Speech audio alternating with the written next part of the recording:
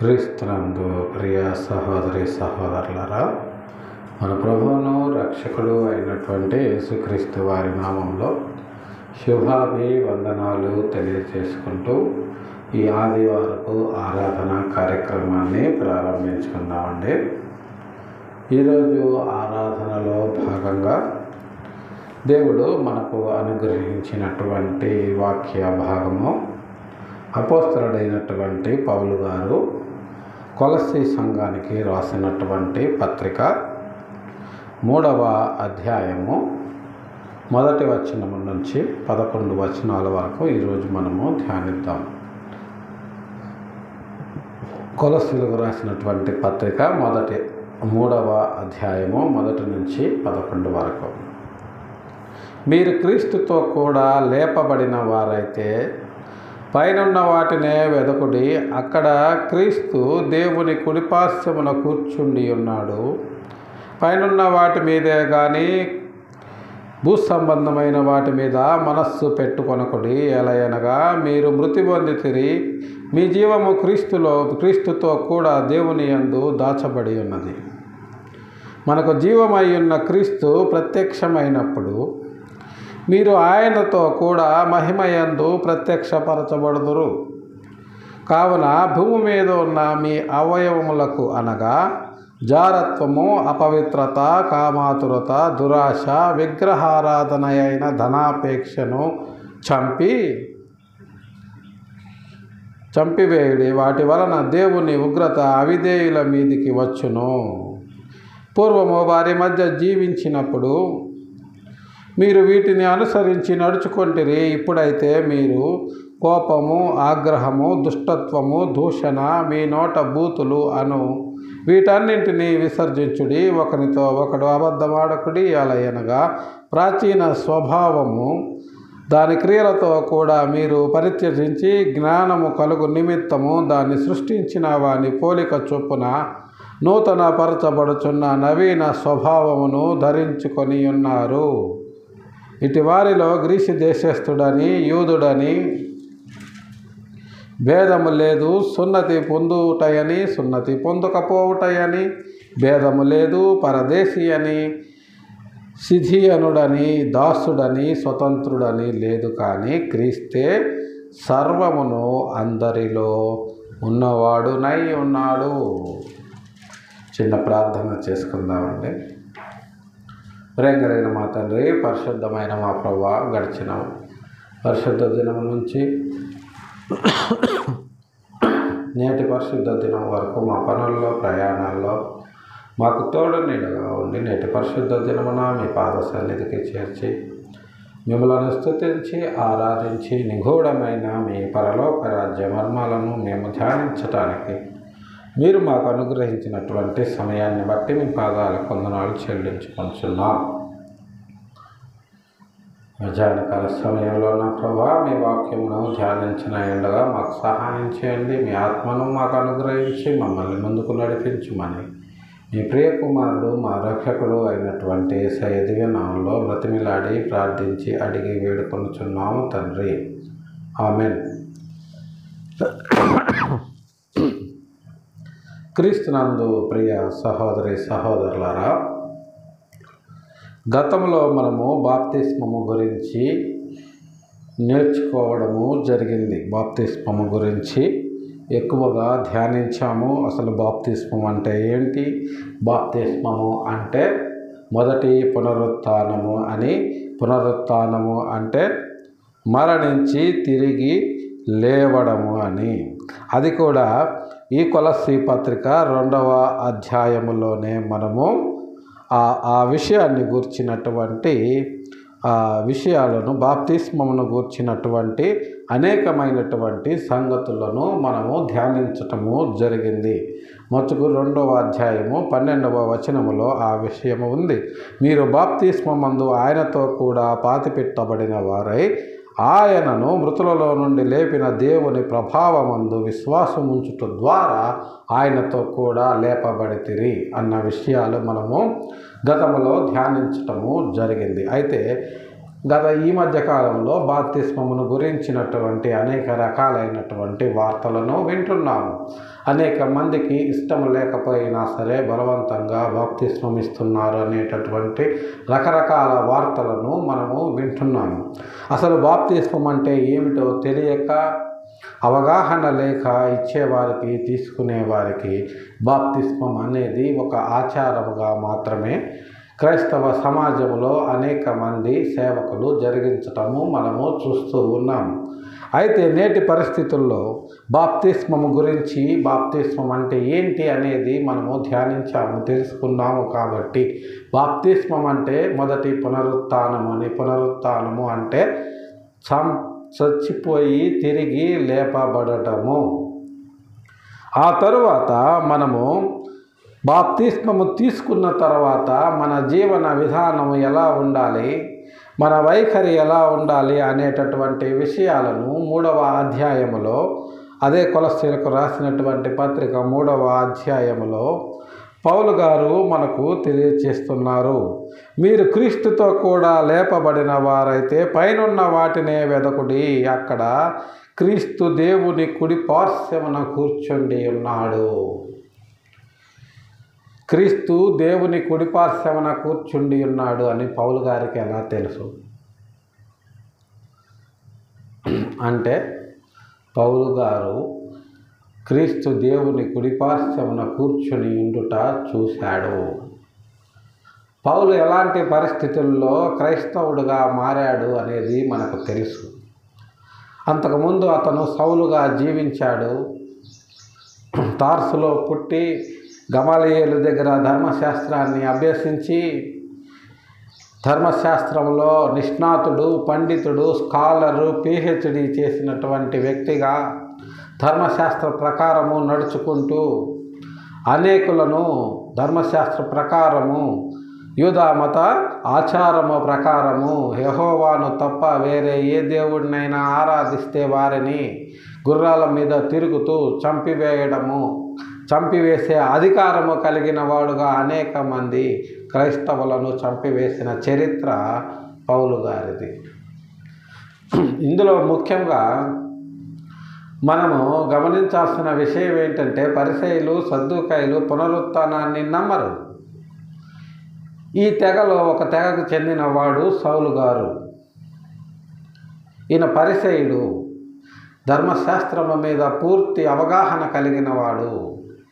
మరి ఇలాంటి వ్యక్తి పునరుత్థానుడైనటువంటి క్రీస్తును ప్రత్యక్షంగా చూడటం ద్వారానే ఇతను క్రైస్తవుడుగా మారాడు. ఇది యూదులు జీర్ణించుకోలేనటువంటి విషయం.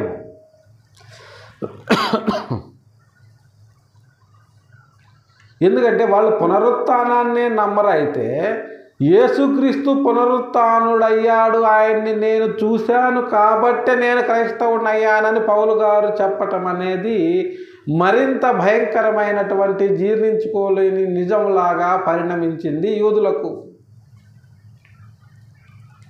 సో దీన్ని బట్టి పౌలు గారి వలన యూదులు ఎన్ని రకాల బాధలు, వేదనలు, ఇబ్బందులు పడ్డారు అనేది మనకు తెలుసు. అపోస్తల కార్యములు 26వ అధ్యాయంలో అయితే పౌలు గారిని వీడు పీడ వంటి వాడు అని వాళ్ళు అన్న సందర్భాలు మనం చూసాము.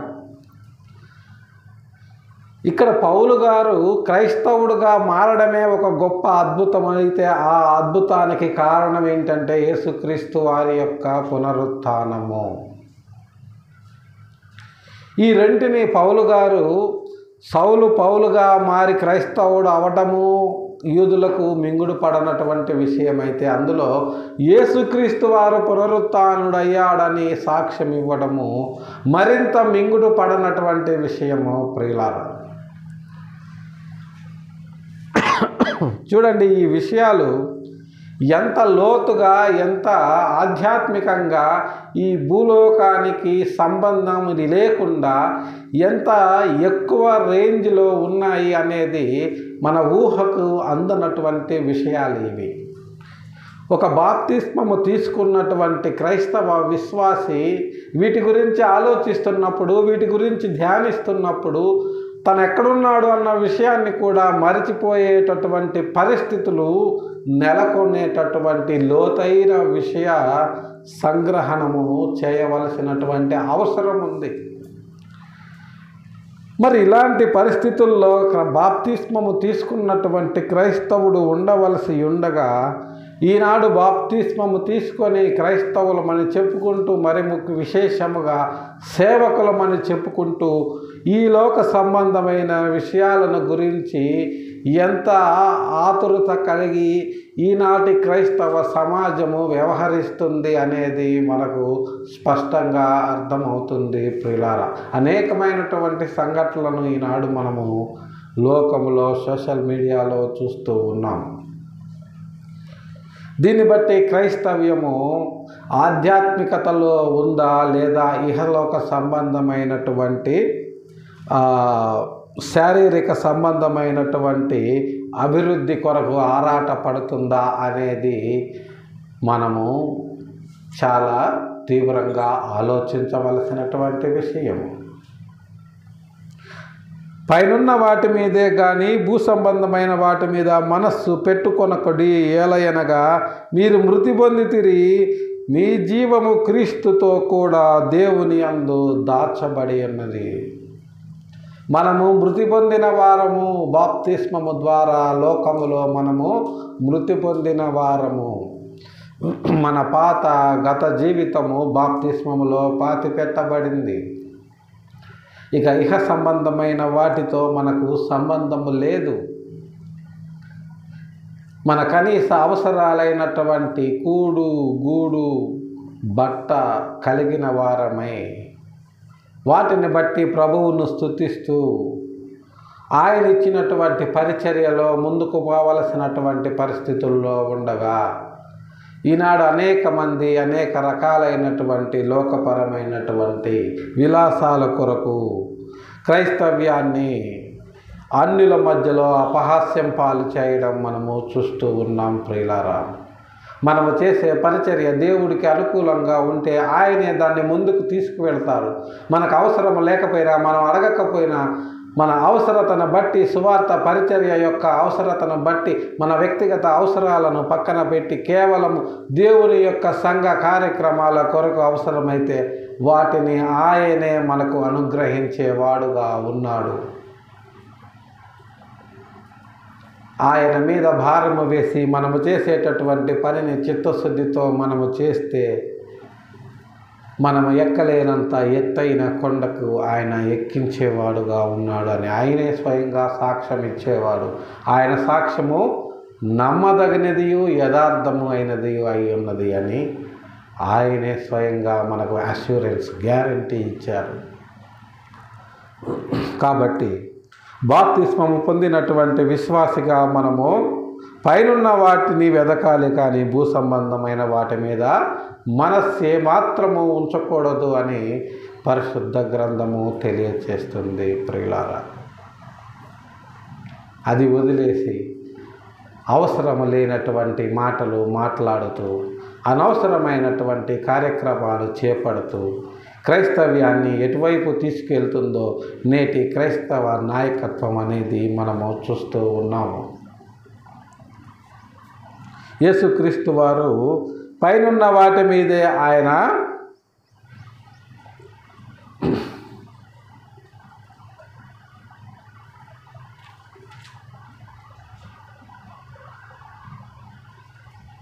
మనస్సు పెట్టాడు. కాబట్టే ఆయన పుట్టుక ఎంత దయనీయంగా ఉందో మనకు తెలుసు. మనకంటే ఘోరంగా ఆయన పుట్టిన తరువాత పరుండబెట్టడానికి స్థలము లేక పశువుల పాకలో ఉన్నటువంటి పశువులు కుడితి తాగే తొట్టిలో ఆయన్ని పరుండబెట్టినట్టుగా మనకు పరిశుద్ధ గ్రంథము తెలియచేస్తుంది. సాక్షాత్తు లోకరక్షకుడు, సకల చరాచర సృష్టికి కర్త, దానిని కొనసాగించేవాడు, దాన్ని నియంత్రించేవాడు అయినటువంటి సర్వాధికారి అయిన దేవుడు పశువుల పాకలో, పశువులు కుడితి తాగే తొట్టిలో పరుండ పెట్టాడు. అంటే మన కోసము ఆయన ఎంత తగ్గించుకున్నాడు అంటే, ఆయన భూ సంబంధమైన వాటి మీద ఆయన మనస్సు ఉంచలేదు అనటానికి ఇంతకంటే నిదర్శనం ఏది కావాలి? కానీ మనము పడుకోవటానికి కొంత అసౌకర్యంగా ఉన్నా కూడా మనము ఏమాత్రము సహించలేనటువంటి పరిస్థితుల్లో ఈనాడు మన జీవన విధానము కొనసాగుతుంది. మనకు జీవమై ఉన్న క్రీస్తు ప్రత్యక్షమైనప్పుడు మీరందరూ ఆయనతో కూడా మహిమయందు ప్రత్యక్షపరచబడుదురు.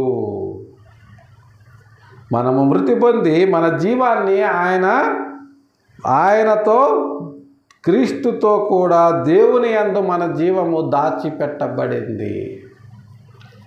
మన జీవము ఆయనతో దాచిపెట్టబడింది. ఈనాడు మనము లోకములో బ్రతుకుతున్నాము, చెలించుతున్నాము అంటే ఆయన కొరకు బ్రతుకుతున్నాము కాబట్టి మనము మృతులైన వారమే.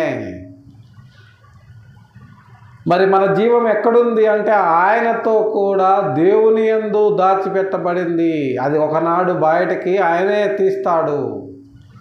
ఆయనే తీసి ఆ జీవ వృక్షపు యొక్క ఫలాలు మనకు భుజింపచేసి ఆ యొక్క జీవము వస్త్రాలు మనకు ఆయనే తొడిగిస్తాడు. అది ఎప్పుడు అంటే మనకు జీవమయ్యున్న క్రీస్తు ప్రత్యక్షమైనప్పుడు. ఈ రెండవ రాకడ కొరకు మనం ఎదురు చూస్తున్నాము చూడండి. అప్పుడు మనకు ఆయన ప్రత్యక్షమైనప్పుడు దాచబడినటువంటి మన జీవాన్ని ఆయన మనకు తిరిగి ఇచ్చేవాడుగా ఉన్నాడు. మనం ఎందుకు రెండవ రాకడ కొరకు ఎదురు చూడాలి? ఎందుకు రెండవ రాకడ కొరకు మిగుల అపేక్షతో మనము ప్రార్థిస్తున్నాము? పేతురు గారు ఎందుకు ప్రార్థించమంటున్నారు? మరణాత అని మనం ఎందుకు అంటున్నాము తెలియదు. రెండవ రాకడ అందరూ రెండవ రాకడ వస్తుంది అంటున్నారు కాబట్టి నేను కూడా అనాలి. అసలు ఎందుకు రావాలి రెండవసారి యేసుక్రీస్తు వారు లోకానికి అంటే తెలియదు. అందరూ అంటున్నారు, నేను అంటాను. కొంతమంది అయితే అందరికీ భిన్నంగా ఉండాలని చెప్పి అసలు రెండవ రాకడ అనేదే లేదు, అది ఎప్పుడో జరిగిపోయిందని కొందరు మాట్లాడతారు. మరికొందరేమో అసలు సంఘం అనేదే ఎత్తబడదు, అలాగని రాయలేదు పరిశుద్ధ గ్రంథంలో అని మరికొందరు మాట్లాడతారు. సంఘం ఎత్తబడుతుంది అని పరిశుద్ధ గ్రంథంలో రాస్తారా? సంఘం అనేది ఏదో ఒక ప్రాంతానికో లేదా ఒక దేశానికో సంబంధించిందా? సంఘం అనేది ప్రపంచంలో ఉన్నటువంటి భూమి నలుచెరుగులా ఉన్నటువంటి క్రైస్తవులను ఉద్దేశించి చెప్పబడినటువంటి యూనివర్సల్ వర్డ్. అది స్పష్టంగా తెస్సలోనీయులకు రాసిన పత్రికలో యేసుక్రీస్తు వారు ఎలా వస్తారో, ఆయన మేఘాల మీద మనల్ని ఎలా తీసుకొని వెళతారో అనేది రాయబడి ఉంటే అసలు సంఘమే ఎత్తబడదని అనేక మంది ప్రకటించటము మనము చూస్తూ ఉన్నాము. అయితే రెండవ రాకడలో మనకు జీవమయ్యున్న క్రీస్తు ప్రత్యక్షమైనప్పుడు మీరు ఆయనతో కూడా మహిమయందు ప్రత్యక్షపరచబడుదురు. ఇది ఎలా ఉంటుంది? ఆయన యందు మనము ప్రత్యక్షపరచబడేటటువంటి మహిమ ఎలా ఉంటుంది అనే దానికి పరిశుద్ధ గ్రంథము కొన్ని రెఫరెన్స్లు మనకు ఇచ్చింది. సాక్షాత్తు యేసుక్రీస్తు వారే ఏం చెప్పారు అంటే యోహాను సువార్త 11వ అధ్యాయము 25వ వచనములో ఆయన మనకిచ్చినటువంటి అష్యూరెన్స్ను దృఢపరుస్తున్నారు.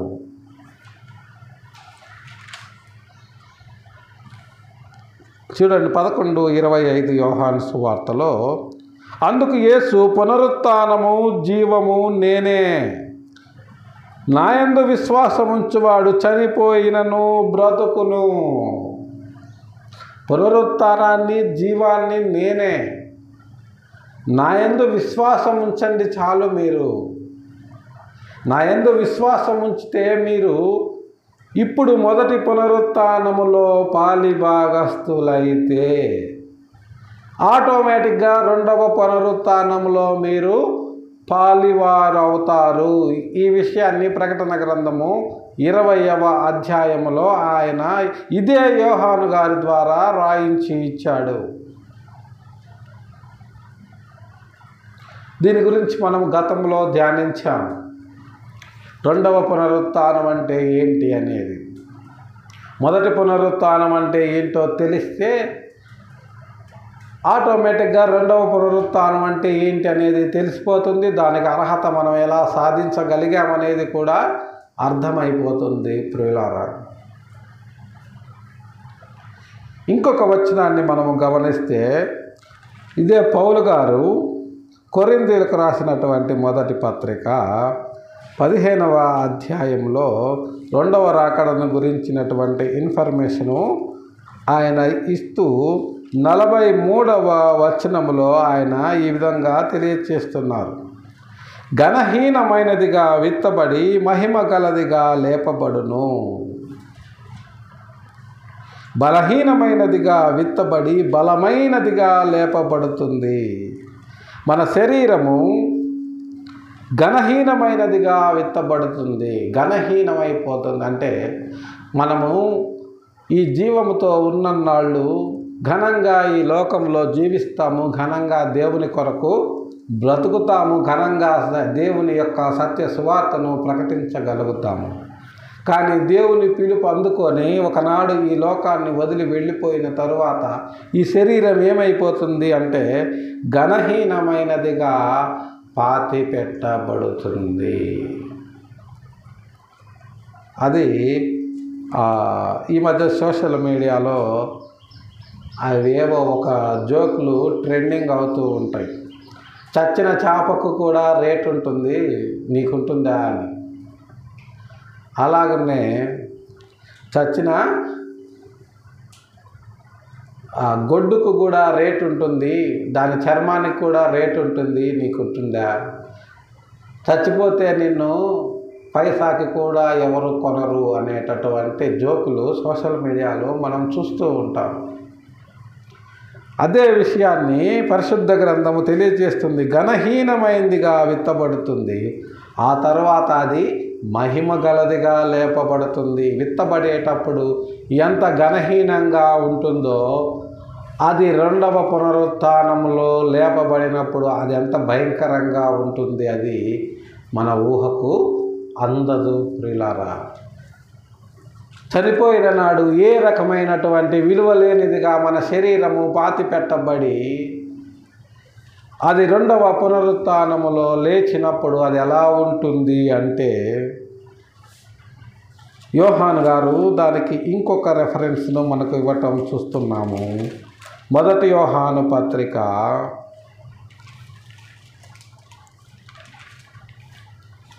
3వ అధ్యాయము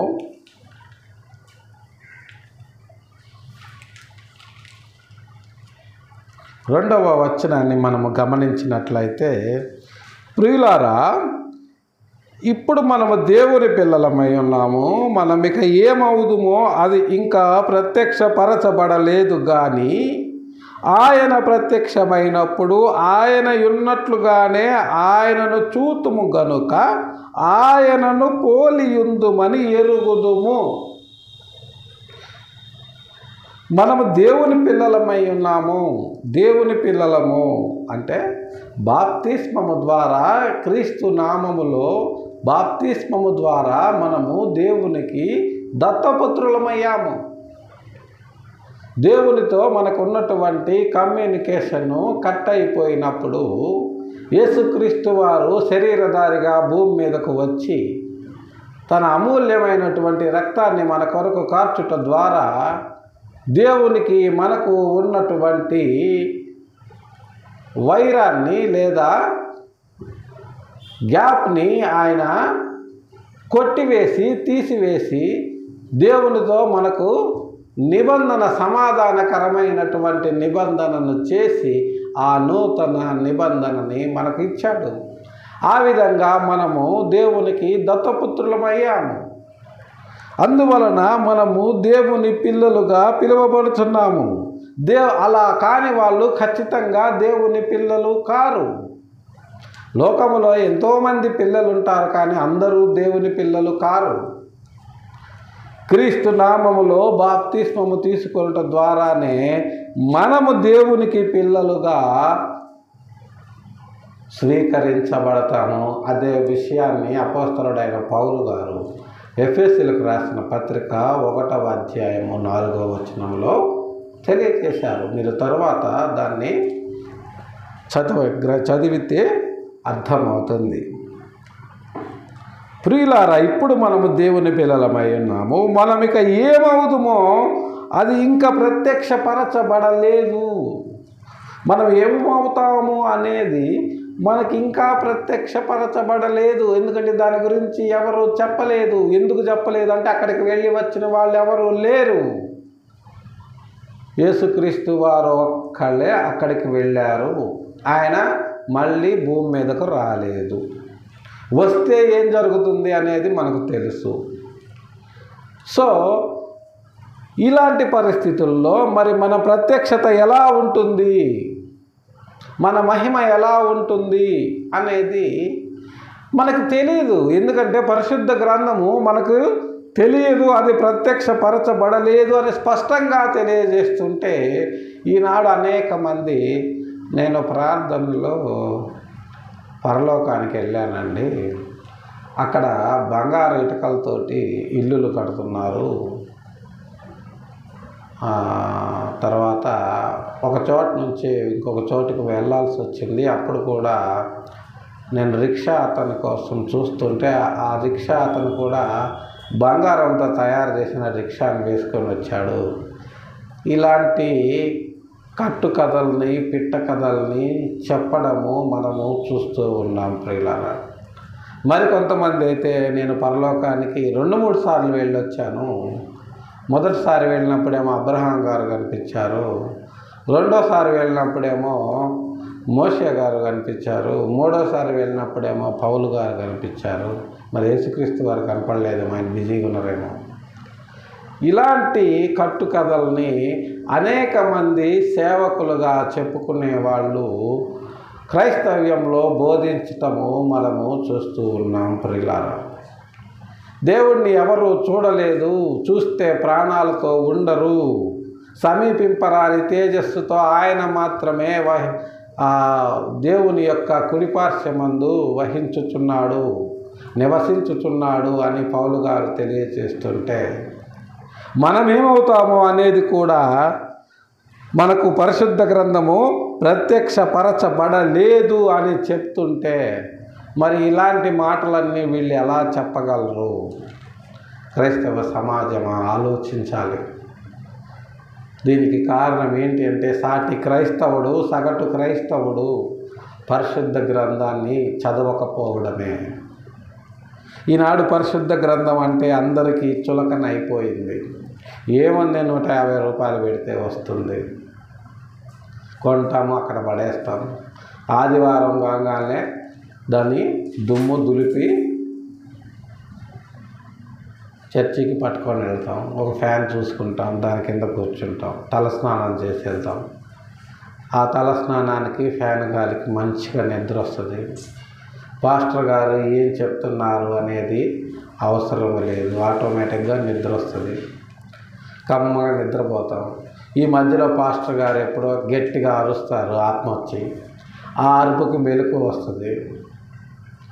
ఇంక లేచి స్టడీ అవుతాం, సిట్ స్టాండ్ కానికేయమంటారు, వేస్తాం, వెళ్ళిపోతాం, అయిపోయింది.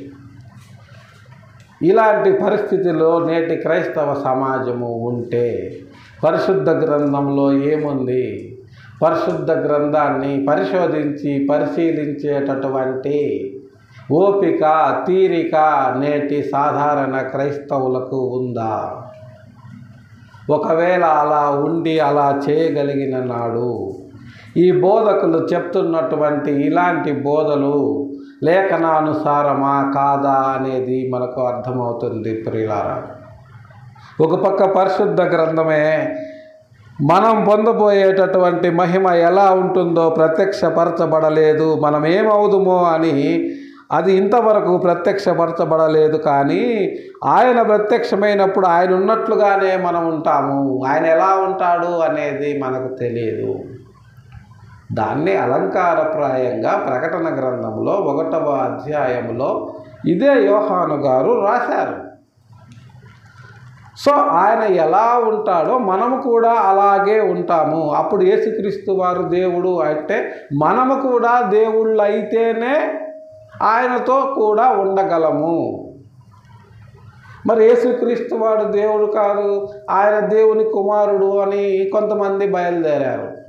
ఆయన పంపబడిన వాడు దేవుడు అంటే ఎక్కడికి పంపబడడు అని ఇదొక రకమైన కొత్త బోధ చేస్తూ అనేక మంది బయలుదేరారు.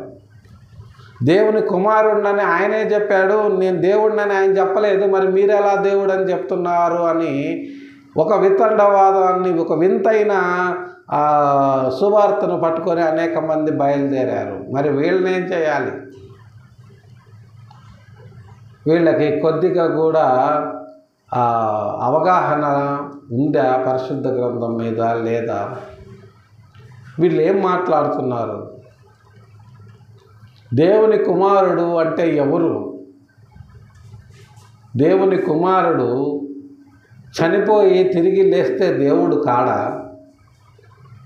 క్రీస్తు అనేటటువంటి పేరు ఆయనకి ఎప్పుడు వచ్చింది? చనిపోయి పునరుత్థానుడు అయిన తర్వాత కాదా వచ్చింది? క్రీస్తు అంటే ఏంటి? అభిషేక్తుడు. అభిషేకం ఎవరికి చేస్తారు? రాజుకు చేస్తారు, చక్రవర్తికి చేస్తారు. కాకి ఉంది, కాకి పిల్ల పుట్టింది, ఆ పిల్ల పెరిగి పెద్దదైంది. కాకి పిల్ల పుట్టినప్పుడు కాకి పిల్ల అంటాము. అదే ఆ పిల్ల కాకి పెద్దదైనప్పుడు దాన్ని ఏమంటాము? కాకి పిల్ల అంటామా? కాకి అనే అంటాము. అలాగే కుక్క, అలాగే మనిషి పిల్లవాడుగా ఉన్నప్పుడు ఫలానా వాళ్ళ అబ్బాయి అని అంటాము. అదే పిల్లవాడు పెరిగి పెద్దవాడైనప్పుడు అతనికంటూ ఒక సొంత పేరు ఉంటుంది, అతనికంటూ ఒక సొంత కుటుంబం ఉంటుంది. ఆ తరువాత అతన్ని ఆ పేరుతోటే పిలుస్తారు, కానీ ఫలానా వాళ్ళ అబ్బాయి అని పిలవరు. పర్టికులర్గా ఎవరైనా అడిగితే మీ పేరెంట్స్ ఎవరు అని అడిగితే అప్పుడు చెప్తారు, అంతేగాని ప్రతి విషయంలోనూ ఫలానా వాళ్ళ అబ్బాయి అని చెప్పరు. మరి ఇంత చిన్న లాజిక్ వాళ్ళు మర్చిపోతే ఎలా? ఆయన దేవుని కుమారుడు అని ఎప్పుడు చెప్పాడు? ఆయన శరీరధారిగా భూమి మీద ఉన్నప్పుడు నేను దేవుని కుమారుడిని అని చెప్పాడు. మరి పునరుత్థానుడు అయిన తర్వాత కూడా నేను దేవుని కుమారుడిని అని చెప్పారా? శిష్యులు కానీ అపోస్తలులు కానీ చెప్పలేదే. ఆయన దేవుడనే చెప్పాడు. పౌలు గారు ఆయన దేవుడని అనేక మందితో, యూదులతోటి అన్యులతోటి వాదించి ఒప్పించి వాళ్లకు బాప్తిస్మం ఇచ్చి ఘనమైన పరిచర్య చేశారు. పౌలు గారు చనిపోయిన తర్వాత యోహాను గారు రావడమే ఆది యందు వాక్యముండెను, వాక్యము దేవుడై ఉండెను అని మొదలుపెట్టడమే యేసుక్రీస్తు వారు దేవుడు అని మొదలుపెట్టాడు. మరి ఇవేవి చదవకుండా, ఇవి చదివిన అర్థము కాకుండా యేసుక్రీస్తు వారు దేవుని కుమారుడే కానీ దేవుడు కాదు అని వీళ్ళు ఎలా చెప్తారు? అసలు ఒక విషయం మాట్లాడితే తండ్రి అయిన దేవుడు ఉన్నాడు, ఆయన పంపితేనే యేసుక్రీస్తు వచ్చారు అని యేసుక్రీస్తు వారు చెబితేనే ఆయన యొక్క ఎగ్జిస్టెన్స్ మనకు తెలిసేటటువంటి పరిస్థితి ఉంది. పాత నిబంధన ప్రకారము యెహోవా అనే దేవుడు ఉన్నాడు అని మనం ఏ రకంగానూ నిరూపించలేము. ఎందుకంటే పాత నిబంధనలో ఆదికాండం మొదలుకొని మలాకి వరకు మా దేవుడు మాట్లాడిన సందర్భాలన్నీ కూడా అక్కడ దేవుని దూతల ద్వారా మాట్లాడాడే కానీ ఎక్కడా కూడా దేవుడు సాక్షాత్తు కిందకు వచ్చి మాట్లాడలేదు ఎవరితోటి. ఇది తెలియదు సదరు తెగవారికి.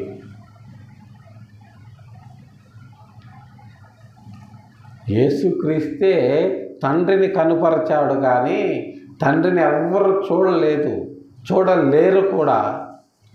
తండ్రిని ఎప్పుడు చూడగలము అంటే, ఎప్పుడు చూడగలమని మనకు పరిశుద్ధ గ్రంథం తెలియజేస్తుంది అంటే, ఆయన ప్రత్యక్షమైనప్పుడు ఆయన ఉన్నట్టుగానే ఆయనను పోలి ఆయనను చూతుము, ఆయనను పోలి ఉందుము. ఆయనను ఎప్పుడైతే మనము పోలి ఉంటామో, అంటే ఆయన పోలికల్లోకి మనం ఎప్పుడైతే ట్రాన్స్ఫార్మ్ అవుతామో అప్పుడు మాత్రమే మనం కానీ, ఎవరైనా అబ్రహాము గారు కానీ, ఆదాము గారు కానీ ఎవరైనా సరే తండ్రిని చూడగలరు. అప్పటి వరకు ఎవ్వరూ చూడలేరు. ఈవెన్ ఆదాము గారైనా సరే తండ్రిని చూడాలి అంటే యేసుక్రీస్తు వారు భూమి మీదకు రావాల్సిందే.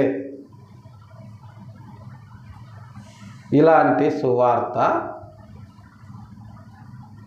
బహుశా మీరు ఎక్కడా విని ఉండరేమో. కాబట్టి ప్రియులారా, మన మహిమ ఎలా ఉంటుంది అనేది మనకింతవరకు ప్రత్యక్షపరచబడలేదు.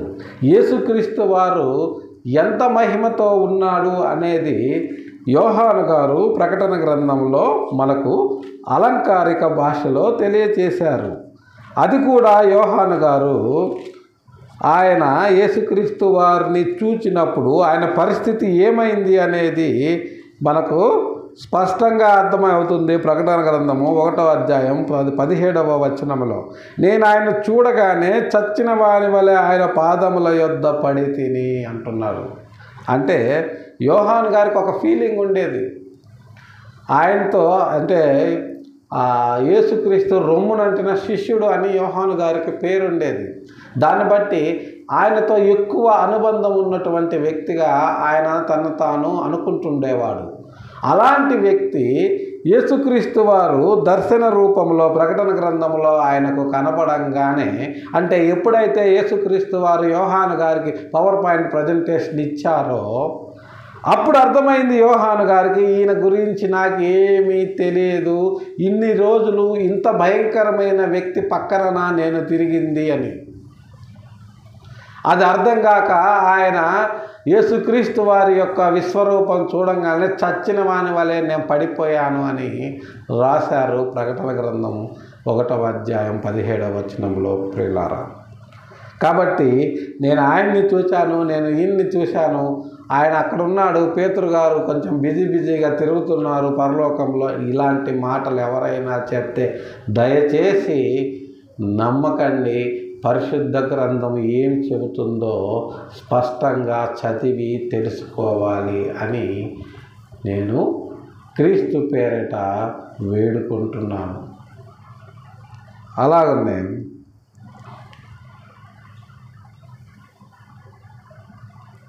కావున భూమి మీద ఉన్న మీ అవయములకు అనగా జారత్వము, అపవిత్రత, కామాతురత, దురాశ, విగ్రహారాధన అయిన ధనాపేక్షను చంపివేయుడి.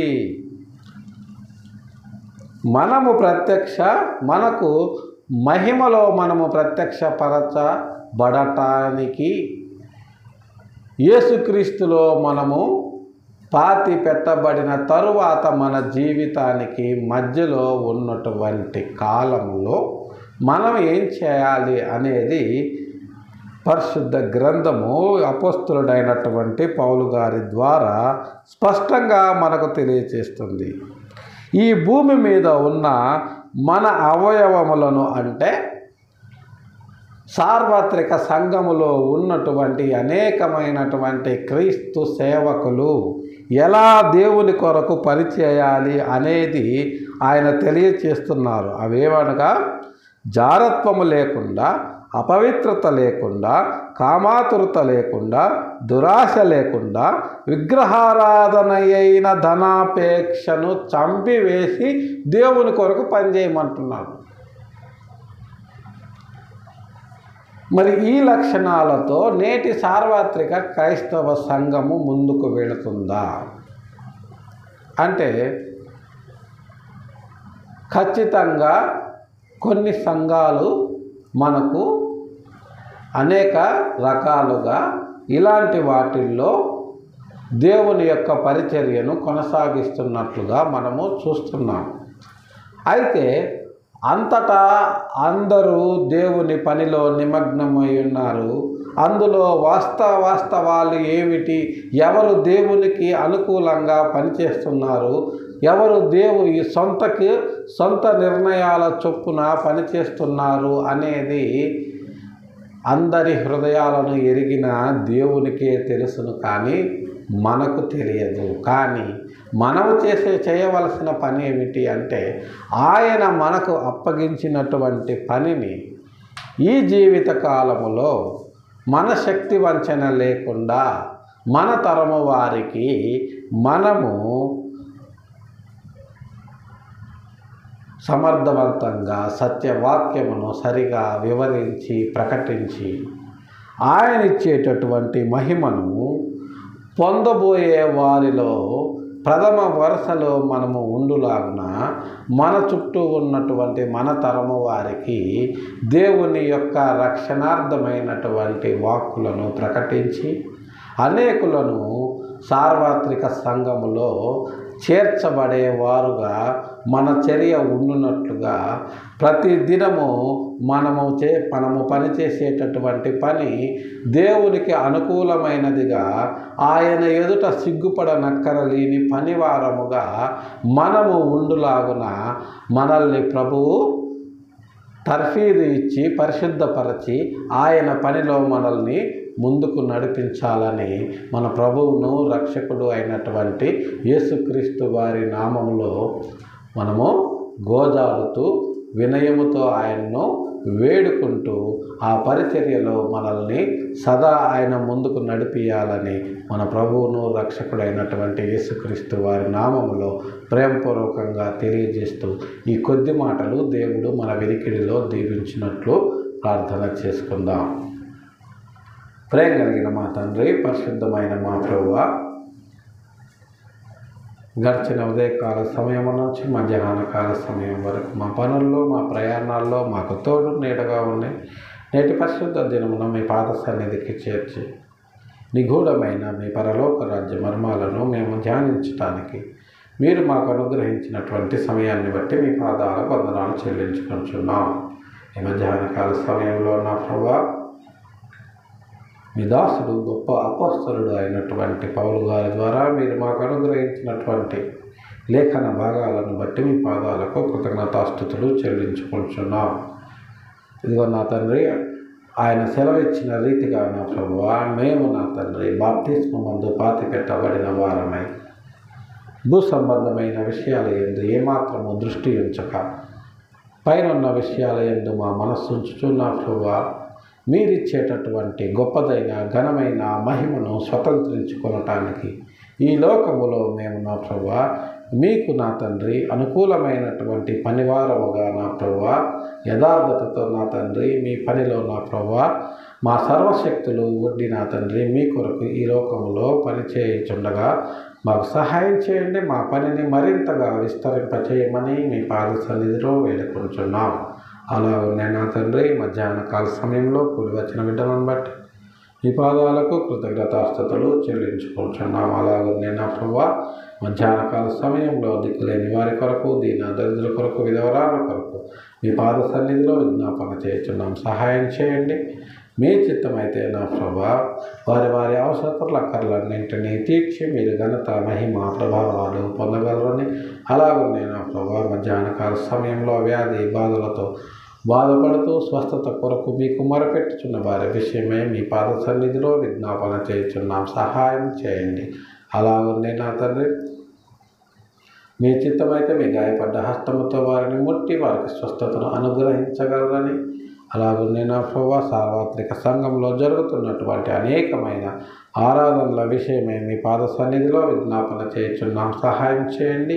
మీ వాక్యము విరివిగా విత్తబడి అనేకుల హృదయాల్లో కార్యము జరిగించినట్లు సహాయం చేయగలరని, గడిచిన 24 గంటల్లో, గడవ 24 గంటల్లో తెలుసో తెలియకో మీకు ఆయాసకరమైన మార్గం ఏదైనా మా జీవితాల్లో ఉన్న ఎడల దయతో మమ్మల్ని క్షమించి మన్నించగలరని, మీ చిత్తమైతే మరి యొక్క పరిశుద్ధ దినాన్ని మాకు అనుగ్రహించి మమ్మల్ని ముందుకు నడిపించమని మీ ప్రియకుమారుడు మా రక్షకుడు అయినటువంటి యేసయ్య దివ్య నామములో బ్రతిమిలాడి ప్రార్థించి అడిగి వేడుకొనుచున్నాము తండ్రి.